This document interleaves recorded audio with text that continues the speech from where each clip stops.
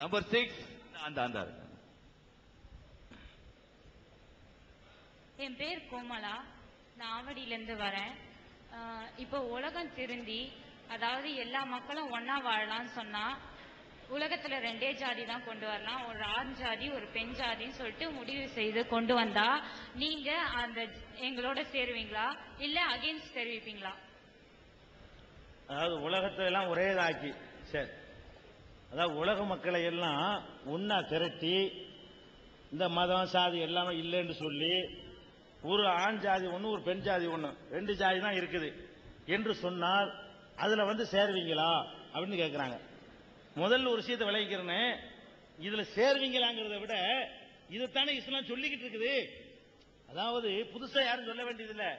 இஸ்லாம் என்ன சொல்லுதுன்னு கேட்டா, உங்களை ஒரு ஆண் ஒரு பெண்ணிலிருந்து தான் நாம் படைத்தோம். உங்களை என்று சொல்வது எதை? இன்னும் குர்ஆனுடைய டெக்ஸ்டே வாசி சொல்வதாக இருந்தால் யா அய்யுஹன்னாஸ், மனித இனமே. மனித இனத்தை குர்ஆன் கூப்பிடுது. இன்னா கலக்னாக்கும் மின் ذكرٍ وأنثى, உங்கள் அத்தனை பேரையும் ஒரு ஆண் ஒரு பெண்ணில் இருந்து தான் படைத்திருக்கிறோம். ஒரு ஆண் ஒரு பெண்ணு தான்.